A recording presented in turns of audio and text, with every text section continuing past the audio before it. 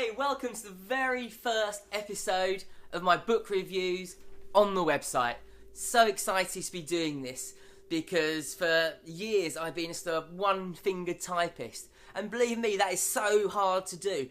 The tips of my fingers feel bruised sometimes, so to try and do this vlogging, I'm so excited about it all. I'm a photographer and filmmaker in real life, but I'm filming myself. It's like a video selfie, so it's actually quite new and different, and I've got to get my head around it. So it's a learning experience. Bear with me. I love cookbooks. Have you picked up on that? I've got so many reviews on the website already, but you can see here I've got a whole bunch of books here, and I've got another shelf as well. I give tons and tons to charity, but today I've got a very, very special book, and it's one which definitely will not be going to charity ever, because I absolutely love it. And it's called Brae, and it's about the restaurant by Dan Hunter. I've got to admit, I did want to call it Brae. It's a guy thing, sorry, kind of way guys think, which is really odd because I actually worked at a winery in Margaret River in Australia called Lenton Brae in 1994, so it's, I don't know, I should be able to get my head around that quite easily. But this is what we're going to be talking about today. It's an absolutely amazing, amazing book, and I can't wait to tell you all about it. Let's start by the way that it actually feels. It's just, I love it. It's got a textured cover here, which is, I like that. I'm not a fan of the whole glossy thing, really. I like feeling it just makes you feel good. It just exudes quality to me. You open it up and the pages are not glossy, they're matte. It's a nice paper stock, and it's very simply laid out, which I like. We don't want anything garish or colours, we just want elegance. That's what I like in a book. I like elegance in a cookbook, and this has got bundles and bundles of it. Let's get a couple of things out of the way just to start with. Obviously I'm in England, I'm recording this in England, and a lot of ingredients I don't think are available here, such as wallaby. We're not going to get wallaby here. Unless you're in London, perhaps some of the specialist shops might do. I'm going to check that out for you. If there are, I'll put it in the comments, or perhaps you could put it in the comments for me if you know of somewhere. It's also not a book for the faint-hearted. You need to be a good chef, more than a good chef, a technical chef really, to cook from this book. Although there are some recipes which you can delve into. But it's very intricate, it's very demanding and technical cuisine, and you've got to have good presentation skills. I'm not the best at presentation, however hard I try. It doesn't always go to plan. My son's fantastic, he's a musician. He's just got that gene in his head. But I went to catering college, 3 years studying to be a chef, never was one. So I just can't present things. I'm absolutely hopeless, and I'm a domestic cook. But I love to try, But this book, it starts off 30 or 40 pages talking about his passion for food, his history. It's almost autobiographical in a way, which I love, because so many chefs just go in, they do it for the money. You just get this feeling.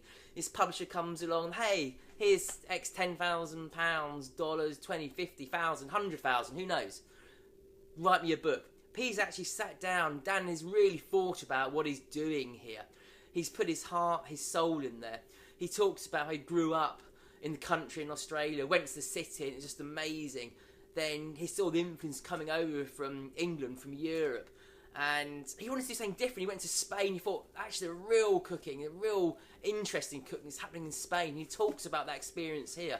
Then eventually going to Spain, working there, honing his craft before going back to Australia and opening up Brae. Brae, it's in the country. He's gone out to the country again. It's a development which or a property he built. Not built, sorry. He's renovated. He's built the gardens. It's to his specification. It's a work in progress. What he's trying to do there is achieve a long-term goal.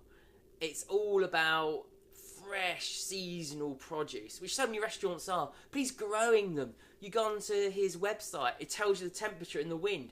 It tells you what's currently coming into season in the garden, what they've got planted. That's a sort of indication of what you can expect to eat on the menu, because there are no menus on his website, and I've got to go there.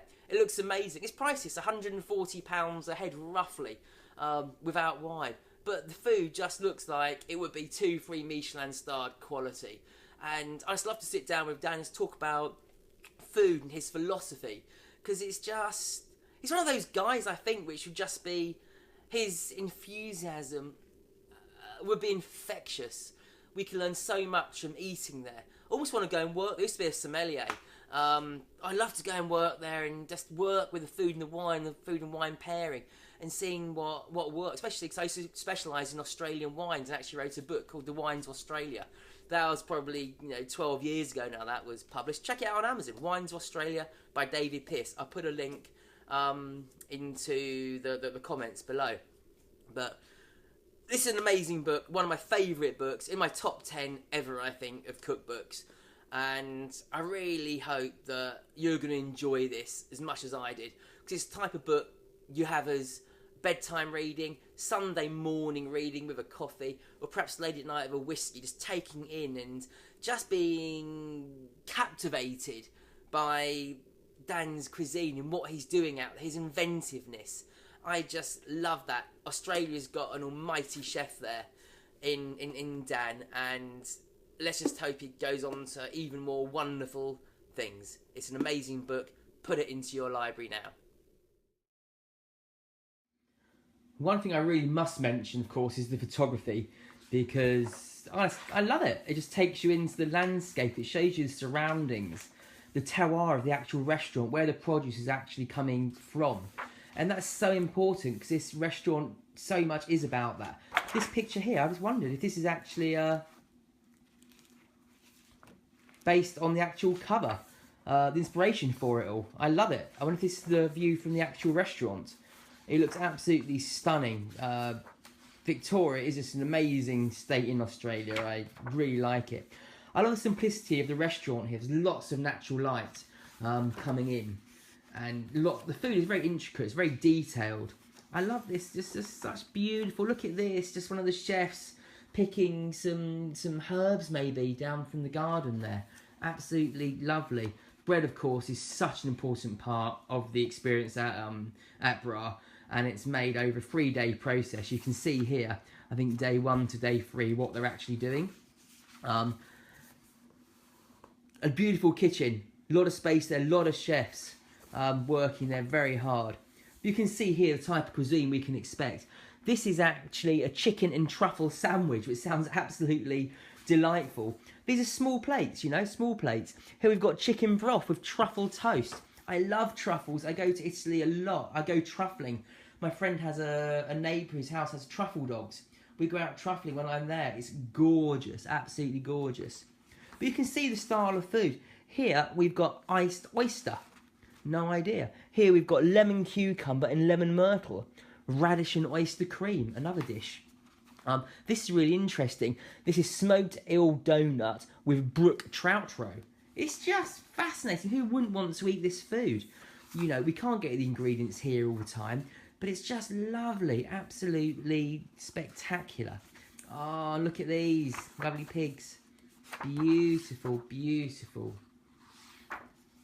Just going to show you a few more of the dishes here.